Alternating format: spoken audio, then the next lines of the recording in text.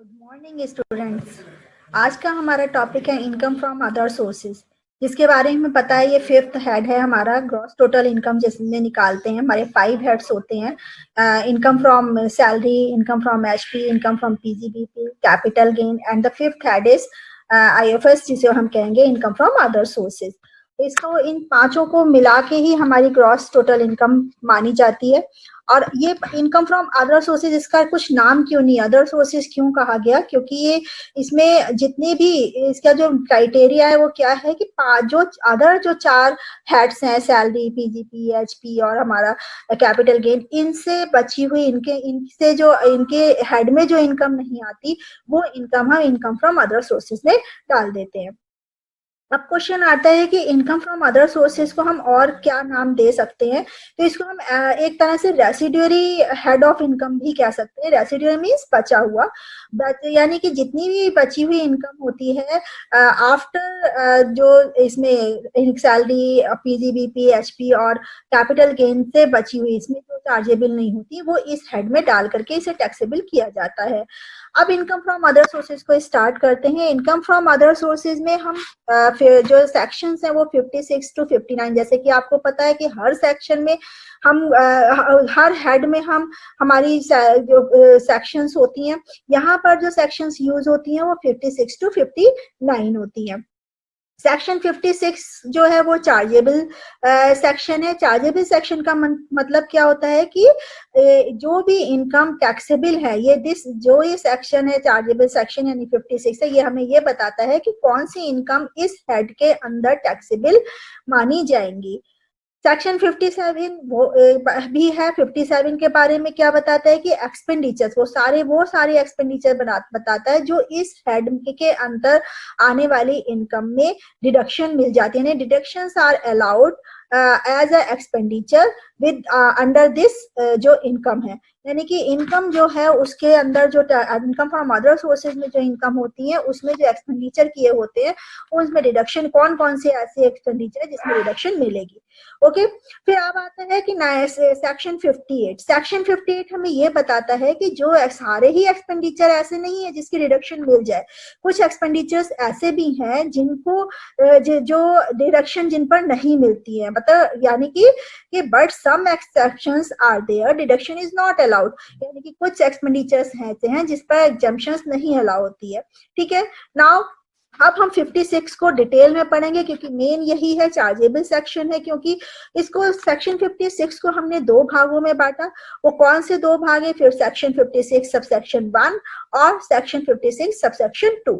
Section 56 subsection 1 जो कि general income के नाम से माना जाता है। जनरल इनकम का मतलब क्या है कि वो ये बताता है, जो सेक्शन 50 से सबसेक्शन 1 है, वो ये कहता है कि वो सारी इनकम इस सेक्शन के अंदर आ जाएंगी, इस इनकम में आ जाएंगी जो कि अंडर सेक्शन 10 में नहीं आई हो, मतलब जो नॉट एग्जेम्प्टेड अंडर सेक्शन 10, जो एग्जेम्प्टेड नहीं है वो सब जो एक तो वो सारी हेड्स जो salary, HP, PGBP, capital gain में जो इनकम नहीं आई होंगी वो इनकम इसमें आ जाएंगी। And income not exempted under section 10, जो अंडर सेक्शन में एग्जेम्प्टेड नहीं है इनकम, वो इसमें आ जाएंगे। अभी हम उसको आगे पढ़ेंगे कौन सी इनकम अंडर सेक्शन 10 में है एग्जेम्प्टेड, कौन सी नहीं है। बाकी आपको ये मैंने पहले ही स्टार्टिंग में बता दिया था कि जो 4 हेड्स हैं जो आपके salary, HP, PGP and capital gain, इसमें जो इनकम नहीं आएंगी उनको हम अदर सेक्शन यानी अदर सोर्सेज में हम उसको टैक्सेबल कर लेंगे। तो यानी 56(1) हमें ये बताती है, एक जनरल आइडिया देती है। अब आता है कि सेक्शन 56(2) हमें क्या बताती है? सेक्शन 56 सबसेक्शन 2 ये स्पेसिफिक इनकम को बताती है। ये कम से कम अब आप अगर बुक खोल के देखेंगे तो उसमें कम से कम 58 करीब ये इनकम है जिनको इन्होंने बताया है एक एक करके। लेकिन यहाँ पे मैं कुछ इनकम को ही डिस्क्राइब करूंगी, एक्सप्लेन करूंगी, जो जिसमें कि कुछ ना कुछ ट्रीटमेंट है, कैसे टैक्सेबल ट्रीटमेंट आपको ध्यान में रखने हैं, थोड़ा सा उस चीज को मैं यहाँ पर हाईलाइट करते हुए, क्योंकि बाकी तो आपको एक लाइन से ही समझ में आ जाएगा कि क्या इनकम करनी है, कैसे करनी है, लेकिन कुछ इनकम ऐसी है जिसमें आपको आपको ज्यादा टैक्स ऑफ ट्रीटमेंट के बारे में ध्यान देना है कि कैसे करना है। तो स्पेसिफिक इनकम, और ये इनकम स्पेसिफिक इसलिए रखी गई है कि इन सारी इनकम जो है सेक्शन 56 सबसेक्शन 2 में दी गई है, वो सारी इनकम आपकी जो टैक्सेबल होंगी ही होंगी इनकम फ्रॉम अदर सोर्सेज में, ना कि उनके लिए हमें ये ध्यान देने की बात नहीं है कि वो किसी और इनकम में आई है कि नहीं आई है। तो वो वाली इनकम सारी हमारी हम इसी हेड में ला करके और इसको टैक्सेबल कर देंगे। ठीक है, तो अब हमारा आते हैं, अब हम वन बाय वन इसको डिस्कस करेंगे। यहाँ पे हमने कुछ इनकम के बारे में डिस्कस करेंगे जो मोस्ट इम्पॉर्टेंट और आपके क्वेश्चन के पॉइंट ऑफ व्यू से भी आपको देखनी पड़ती है। अक्सर ये क्वेश्चन में इनका डिस्क्रिप्शन होता है, तो आपको ध्यान में रखना होगा। साथ ही साथ इसमें टैक्स ऑफ ट्रीटमेंट का थोड़ा सा अलग से है, इसलिए इसको और भी जरूरी हो जाता है कि ध्यान से देखा जाए। तो first of all we will take this casual income. Casual income को हम क्या कहेंगे? कैजुअल इनकम को हिंदी में क्या कहते हैं? आकस्मिक इनकम। आकस्मिक इनकम का मतलब क्या होता है कि जो हमें अचानक से मिली हो। और अचानक से कौन सी इनकम मिलती है? या तो आप गैम्बलिंग करा हो किसी भी एसएससी ने, या बैटिंग करी हो, या कार्ड गेमिंग करी हो, रेस करी हो, केबीसी में चला गया हो, एग्जाम जीत करके ले आया हो, लॉटरी से जीता हो। तो इस तरीके की जो इनकम होती है वो कैजुअल इनकम होती है। इसमें आपको ये ध्यान देने वाली बात है कि किस चीज से इनकम हुई है। और सबसे बड़ी सबसे चीज ये ध्यान रखिएगा, ये इनसे होने वाली इनकम में जो टीडीएस लगता है, टैक्स डिडक्शन एट सोर्स जिसे हम कहेंगे, is applicable at the rate of 30% flat rate. मैंने फ्लैट रेट इसलिए ब्रैकेट में लिखा है क्योंकि अभी तक जो इनकम आपने पढ़ी और टैक्स जो पढ़ा आपने टैक्स डिडक्शन, वो स्लैब रेट के हिसाब से, यानी 5, 20 एंड 30 जो अभी आप पढ़ते आ रहे हैं, टैक्स जो डिडक्शन होता है वो स्लैब रेट में होता है। स्लैब के अनुसार होता है कि 2,50,000 तक नील है, उसके बाद आपकी 10 लाख तक 5% है। इस तरीके से आपका 5 लाख तक 5% है। इस तरीके से आपको पता है कि स्लैब वाइज चलता है। लेकिन यहाँ पर क्या होता है कि आपको ये ध्यान देने वाली बात है कि कुछ भी आप चाहे गैम्बलिंग से जीते, बैटिंग से जीते, कार्ड गेम, हॉर्स रेस, यानी किसी भी चीज से, केबी से, लॉटरी से, किसी चीज से भी अगर जीते हैं, तो आपको वो पूरी इनकम पर 30% आपको देना होगा। ना कि आप पहले उसे जोड़ेंगे और स्लैब में उसे माइनस करेंगे, ऐसा नहीं करेंगे। स्लैब के अकॉर्डिंग टैक्स लायबिलिटी नहीं बनेगी। यहाँ पर 30% पूरे के पूरे अमाउंट पर 30% आपका लग जाएगा उस पर।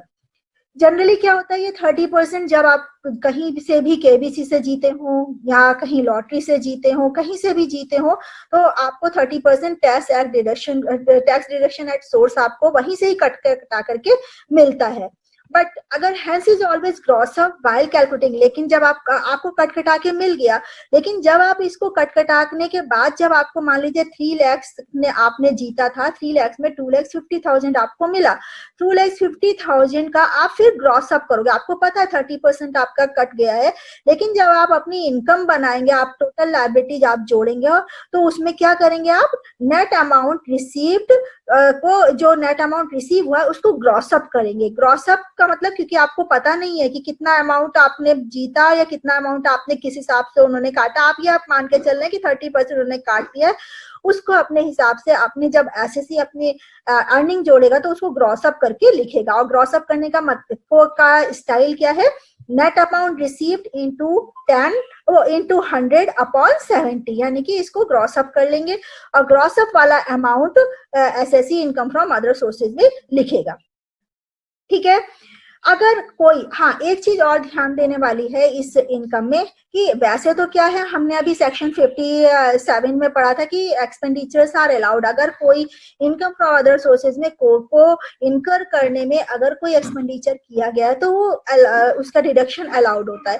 लेकिन यहाँ कैजुअल इनकम में उन्होंने स्पेसिफाई किया है कि ये इनकम ऐसी है कि अगर इसके ऊपर कुछ भी खर्च किया गया होगा तो वो इनकम, वो एक्सपेंडिचर आपकी डिडक्टेबल नहीं होगा। तो if any expenditure awkward on casual income, यानी कि लॉटरी करने के लिए कोई ब्रोकर आपने टिकट बेचने के लिए भेजा है, या टिकट लाने के लिए करा है, या कोई अलग कोई और एक्सपेंसेस दिए हैं, तो उन पर आपको कोई भी डिडक्शन नहीं मिलेगी। तो सिर्फ if any expenditure awkward on casual income, it is not allowed for the deduction. ठीक है। अब आते हैं कि अगर ये तो था कि लॉटरी है, गैम्बलिंग है, इस तरीके की कैजुअल इनकम अगर होंगी तो आपको इस तरीके का ट्रीटमेंट, टैक्स ऑफ ट्रीटमेंट करना है। लेकिन अगर कैजुअल इनकम आपको हॉर्स रेस से हुई है, यानी कि हॉर्स रेस को जीतने से हुई है, हॉर्स रेस का लगाई आपने और उसमें जीत गए कुछ अमाउंट, उसमें उसका ट्रीटमेंट थोड़ा सा अलग है। इसमें क्या है, अगर हॉर्स रेस में अगर आप ओनिंग एंड मेंटेनिंग कर रहे हैं, यानी कि उन घोड़ों की आप देखभाल कर रहे हैं, उनके रख रखाव पर खर्च कर रहे हैं, और उससे कोई इनकम, और फिर आप हॉर्स खिलवाते, रेस खिलवाते हैं और उससे कोई इनकम होती है, ये तो या ओनिंग मेंटेनिंग करने ही से ही आपको कोई इनकम हो जाती है कि कोई आपका घोड़ा खरीद के ले जाता है, इस तरीके से कोई भी इनकम अगर होती है तो वो तो एज अ स्लैब रेट जुड़ेगी तो other income for other sources में, लेकिन वो उस पर जो टैक्स लगेगा वो as a slab rate tax ही लगेगा। स्लैब रेट टैक्स मतलब क्या है, वो पूरी की इनकम जुड़ जाएगी, फिर जैसे हम 5, 10, 5, 20, 30 ऐसे लगाते हैं स्लैब, लास्ट में उसी तरीके से लग जाएगा। लेकिन अगर हॉर्स रेस के रनिंग से कोई फायदा हुआ है, यानी कि हॉर्स रेस खेली आपने, उस रेसिंग से अगर कोई फायदा हुआ है तो उसमें हम स्लैब टैक्स नहीं लगेगा, बल्कि उसमें 30% वाला फ्लैट रेट लगेगा। ओके, तो ये समझ में आ गया कि अगर ओनिंग एंड मेंटेनिंग कर रहे हैं तो स्लैब टैक्स लगेगा उसकी इनकम पर, अगर रनिंग से कोई इनकम हुई है तो उस पर हम फ्लैट टैक्स लगाएंगे, यानी 30% पूरा लग जाएगा। ठीक है, फिर इफ ओनिंग एंड मेंटेनिंग, एक चीज और ध्यान देने वाली है कि यहाँ पर अगर ये कहा जाए कि वो व्यक्ति अगर हॉर्स की जगह किसी और एनिमल का रख रखाव करता है, किसी और एनिमल की देख रेख करने से उसे पैसे अर्निंग होती है, तो वो हमारी कहाँ पे होगी, तो वो कहेंगे कि वो फिर हमारी सिर्फ हॉर्स रेस की ओनिंग एंड मेंटेनिंग को हम इनकम फ्रॉम अदर सोर्सेज में जोड़ते हैं। बट अगर अदर एनिमल, कोई पेट्स की, कोई गाय की करता है, इस तरीके से उन सबकी इस तरह हॉर्स को छोड़कर कोई और एनिमल का रख रखाव का काम कर रहा है, तो वो इनकम फ्रॉम पीजीबीपी में टैक्सेबल होगी, not income for other sources में। ओके, लॉटरी, अच्छा इसमें एग्जाम्पशंस क्या है ये ध्यान रखिएगा, लॉटरी, क्रॉसवर्ड एक्सेट्रा, इनसे अगर कोई इनकम हुई है अदर देन हॉर्स रेस, है ना, तो अगर लॉटरी, क्रॉसवर्ड, इन सब से अगर कोई इनकम हुई है तो वो 10,000 तक आपकी एग्जेम्प्टेड है। 10,000 के बाद अगर 10,001 भी अगर इनकम होती है तो उस पर टैक्स लगेगा। हॉर्स रेस का 5,000 और लॉटरी तक का है 10,000। ठीक है, ये एग्जेम्पशन स्लैब है जहां पर आपको यहाँ इतने तक, अगर इसके अंदर या इतने तक आपको अगर प्रॉफिट होता है, इनकम होती है, तो वो एग्जेम्पशन मिल जाएगी। अब आते हैं, ये आपको कैजुअल इनकम के बारे में पता चल गया। अब हम पढ़ते हैं कीमैन इंश्योरेंस पॉलिसी। ये क्या है keyman insurance policy? First of all ये पता होना चाहिए कीमैन इंश्योरेंस पॉलिसी क्या है, क्योंकि इसका शॉर्ट नोट भी आता है कि keyman, what do you mean by keyman insurance policy. तो मैं आपको बता दूं कि कीमैन इंश्योरेंस पॉलिसी मतलब क्या होता है कि अगर कोई एक एम्प्लॉयर किसी एम्प्लॉय के बारे में ये सोचता है कि ये एम्प्लॉय मेरे लिए बहुत ज्यादा फायदेमंद है, इसके चले जाने से मेरे बिजनेस को बहुत ज्यादा लॉस होगा, तो क्या करता है कि उससे वो उस लॉस को खत्म करने के लिए वो क्या करता है, उस व्यक्ति के नाम की इंश्योरेंस पॉलिसी ले लेता है, सो दैट कि अगर कभी किसी कारण से ये एम्प्लॉय या तो बिजनेस छोड़ के चला जाए या किसी कारण से इसकी सपोज डेथ हो जाए, तो उसमें उसको होने वाला जो लॉस है उस आदमी की वजह से वो उसे कवर हो जाए पूरा। तो इस तरीके की जो अगर कोई एम्प्लॉयर पॉलिसी लेता है तो वो कीमैन इंश्योरेंस पॉलिसी कहलाती है। ठीक है, अब इसको टैक्स ट्रीटमेंट कैसे करते हैं हम, जो एम्प्लॉयर का कीमैन इंश्योरेंस पॉलिसी होगी, जो एम्प्लॉयर लेगा, तो उससे जो उसकी उससे उसको जो फायदा होगा तो वो कहाँ चला जाएगा, पीजीबीपी में। लेकिन अगर जो एम्प्लॉय को अगर फायदा होगा उससे, उसकी पॉलिसी अगर मान लो कंप्लीट हो जाती है, उसका क्लेम मिलता है, तो उससे अगर उसको, और जो एम्प्लॉय को उसको हिस्सा मिलता है, तो वो कहाँ जाएगा, वो, क्योंकि एम्प्लॉय की रिलेशनशिप यहाँ पे क्रिएट हो रही है, तो वो under the head of salary चला जाएगा, और वो किसकी सैलरी में जाएगा, एम्प्लॉय की। ठीक है, लेकिन सपोज अगर एम्प्लॉय की डेथ हो जाती है और उस केस में उसका पैसा किसको मिलता है, उसके लीगल हायर को मिलता है, यानी सपोज उसकी वाइफ को मिलता है, तो हम उसको जो वाइफ को होने वाली जो इनकम है वो कहाँ जाएगी, इनकम फ्रॉम अदर सोर्सेज में ट्रीट करेंगे। ठीक है, तो यहाँ पर क्या हुआ, कीमैन इंश्योरेंस पॉलिसी में हम सिर्फ उस पार्ट को देखेंगे, अगर एम्प्लॉय की डेथ हो गई है और उसका पैसा उसके लीगल हायर को मिला है, लीगल हायर कोई भी हो सकता है, उसकी वाइफ भी हो सकती है, उसका बेटा भी हो सकता है, जो कोई भी हो, उस लीगल हायर के जो जब ऐसे वो एज एसएससी अपना टैक्स भरेगा तो उसमें इनकम फ्रॉम अदर सोर्सेज में इस अर्निंग को टैक्सेबल करेंगे, दिखाएंगे। ठीक है, तो कीमैन इंश्योरेंस पॉलिसी का पता चल गया। रेम्यूनरेशन ऑफ एमपी एमएलए, ये ध्यान रखिएगा, रेम्यूनरेशन जो है एमपी एमएलए को जो रेम्यूनरेशन मिलता है उसको हम इनकम फ्रॉम अदर सोर्सेज में पूरा का पूरा लिख देते हैं। क्यों लिख देते हैं, क्योंकि उनको तो सैलरी एक तरह से मिल रही है, रेम्यूनरेशन उनकी सैलरी है, लेकिन नहीं, इनकी सैलरी नहीं मानते, हम रेम्यूनरेशन मानते हैं। क्यों, क्योंकि यहाँ पर जो उन्हें रेम्यूनरेशन दिया जा रहा है वो एक तरह से एम्प्लॉयर एम्प्लॉय की तरह नहीं दिया जा रहा है, वहां पर एम्प्लॉयर और एम्प्लॉय की रिलेशनशिप क्रिएट नहीं हो रही है, वहां उनको एक तरह से रेम्यूनरेट किया जा रहा है उनके काम के लिए। तो यहाँ इसलिए इनकी जो रेम्यूनरेशन एमपी और एमएलए को दी जाती है उनकी इनकम को हम इनकम फ्रॉम अदर सोर्सेज में लिखते हैं। लेकिन एक चीज ध्यान रखनी है कि यहाँ पर इनकी रेम्यूनरेशन जो मिलेगा वो तो टैक्सेबल होगा, बट अलाउंसेस उसके जो उनको दिए जाते हैं वो अलाउंसेस सारे टैक्स फ्री होते हैं। किसी भी तरीके का अलाउंसेस, जैसे गाड़ी को चलाने का गाड़ी उन्हें दी जाती है और तरीके के अलाउंसेस हैं, तो वो जो अलाउंसेस जितने भी दिए जाएंगे वो सारे अलाउंसेस उनको टैक्स फ्री होते हैं। सिर्फ सैलरी अगर होती है तो वो सैलरी के नाम पर अगर रेम्यूनरेशन दिया जाता है वो रेम्यूनरेशन इनका इनकम फ्रॉम अदर सोर्सेज में टैक्सेबल किया जाएगा। ठीक है, अब आपको ये चीज समझ में आ गई। अब आता है आपका इंटरेस्ट ऑन सिक्योरिटीज, ये भी अक्सर आपके क्वेश्चन में देखने को ये पॉइंट मिल जाता है, तो इसको ध्यान में रखना है।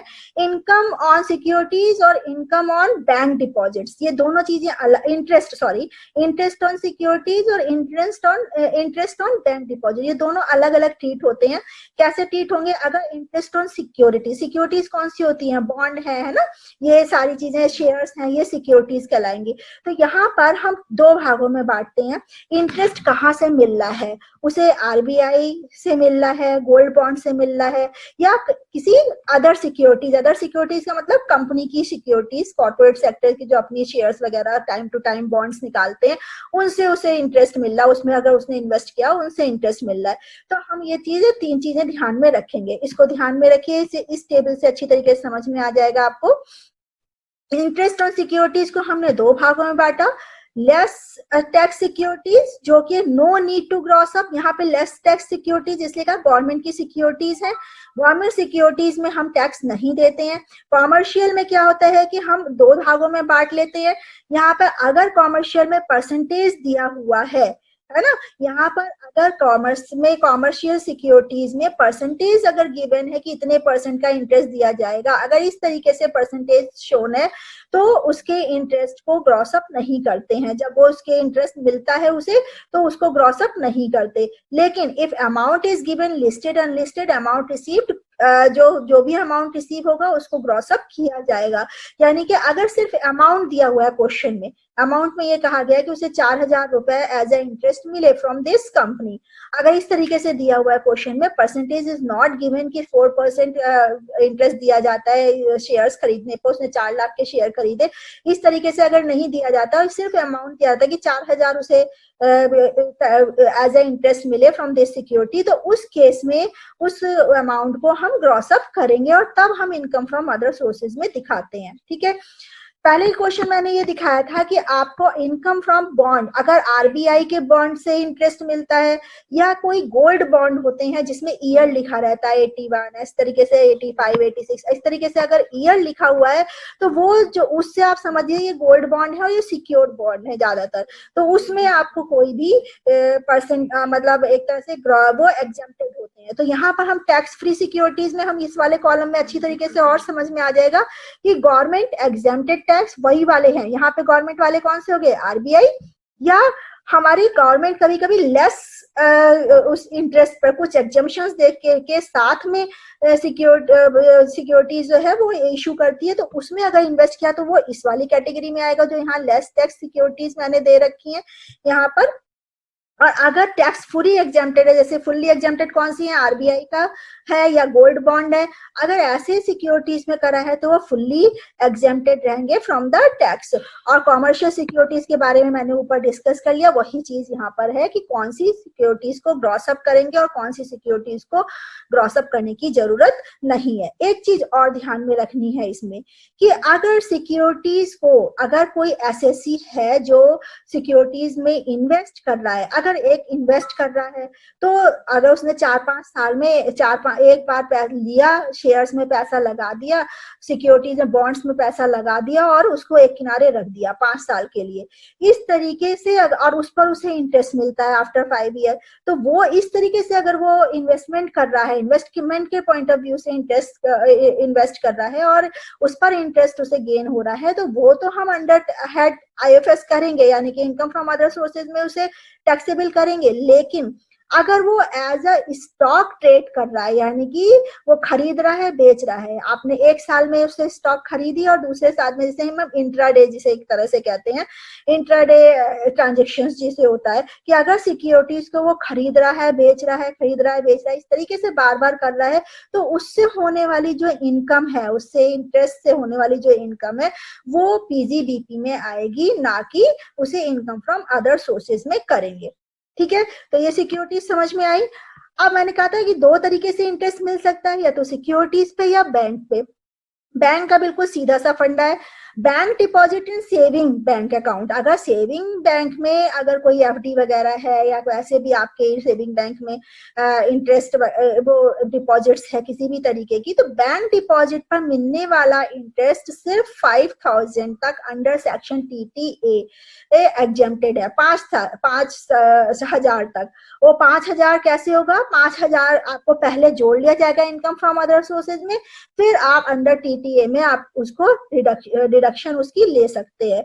ऐसे ही यहाँ, लेकिन अगर इसी तरह अगर मान लो कई सारी डिपॉजिट्स हैं और कई सारे बैंक हैं, सेविंग बैंक है, 3-4 बैंक में आपका अकाउंट है और बहुत सारी है, तो उसमें जो टोटल अगर देखा जाए तो टोटल टीटीबी हमें क्या करती है, अंडर सेक्शन टीटीबी कहती है कि अगर आपके अकाउंट एक ना होकर के 4-5 अकाउंट है, तो उन 4-5 अकाउंट का टोटल जोड़ करके जो इंटरेस्ट आएगा उस डिपॉजिट्स पर आपके, तो वो टोटल आपका 50,000 से ज्यादा नहीं होना चाहिए। अगर 50,000 से ज्यादा है तो फिर वो आपका एग्जेम्प्टेड नहीं होगा, यानी 50,000 से ज्यादा वाला जो अमाउंट है वो एग्जेम्प्टेड नहीं होगा और वो आपका इनकम फ्रॉम अदर सोर्सेज में तो टैक्सेबल मान लिया जाएगा। ठीक है, ये तो हो गया बैंक का। लेकिन अगर पोस्ट ऑफिस में आपका अकाउंट है, पोस्ट ऑफिस में अकाउंट के लिए क्या करना है, पोस्ट ऑफिस में ये देखा जाता है कि 3,500 रुपीज तक का जो इंटरेस्ट है वो एग्जेम्प्टेड है, और अगर ज्वाइंट अकाउंट है, दो लोगों के नाम से अकाउंट है, तो 7,000 तक